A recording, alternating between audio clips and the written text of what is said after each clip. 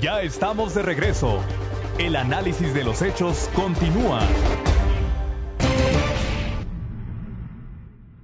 ¿Cuál es la raíz de la violencia?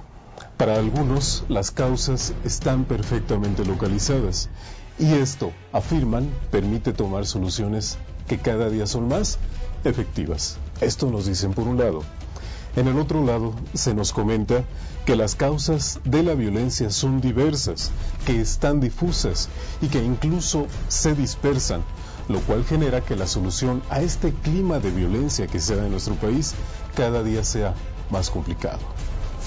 Por un lado tenemos al secretario técnico del Consejo de Seguridad Nacional, el señor Alejandro Poiré, quien afirma en una tesis a través de la cual él pretende desmentir el tercer mito de la lucha por la seguridad de nuestro país. Él afirma que la acción de la autoridad no genera mayor violencia. Por el lado contrario, el consultor en materia de seguridad pública, como es Eduardo Guerrero Gutiérrez, afirma que la acción de la autoridad y su estrategia de abatir o capturar capos genera dispersión y aumento de la violencia. Vaya que el debate es más que interesante, por eso conviene analizar no tanto quién tiene la razón, porque por supuesto que el gobierno federal no pretendió que a través de su estrategia la violencia se desatara de esta manera. Pero es importante tener, por un lado, una base, que es la que propone Alejandro Poiré, y por el otro lado la que propone Eduardo Guerrero Gutiérrez. Al final, ¿quién tiene la razón? ¿De quién es la responsabilidad? Tal vez es lo de menos. Debemos encontrar fundamentalmente un criterio que nos acerque a la solución de este problema de inseguridad y violencia que sufre nuestro país.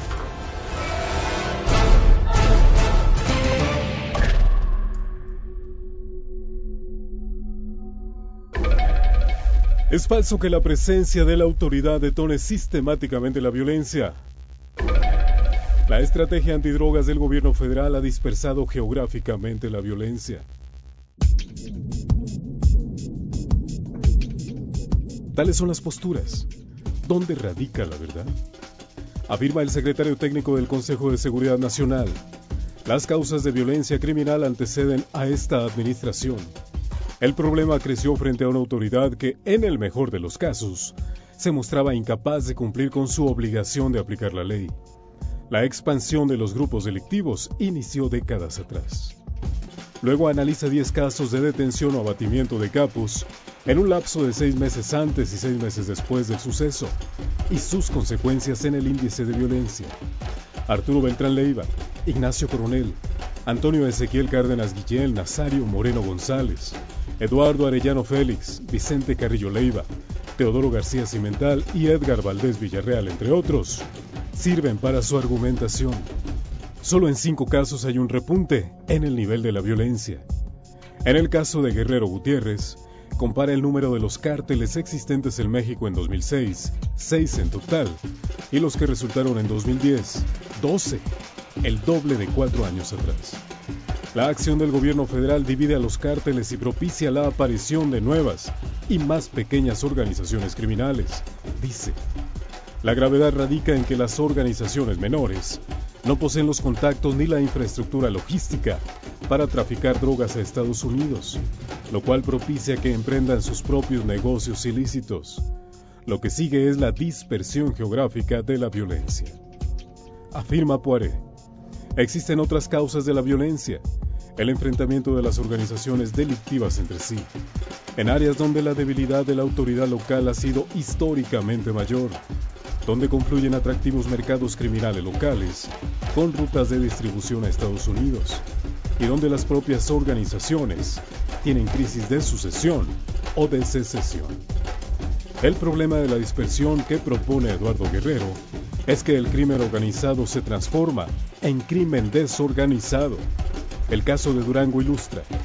En 2007 se tenía el registro de un cártel dominante. En 2008 ya eran 2.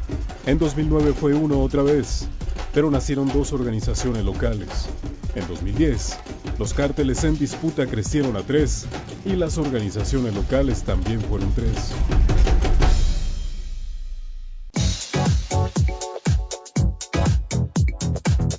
Hoy, afirma, la estrategia punitiva muestra claros signos de agotamiento Y es que el esfuerzo de las policías se ha dispersado en numerosos frentes.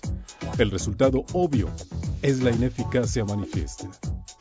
El gobierno debe replantear no solo su táctica, sino también sus prioridades y centrar su energía en el alcance de objetivos más próximos. Continuar por el mismo camino será solo abonar a la raíz de la violencia, la negación de que existen otras voces y otras salidas, y la negación misma de la realidad. Peor ceguera que esta, difícilmente se podrá encontrar. Para Análisis Político, Juan Lorenzo Cimental.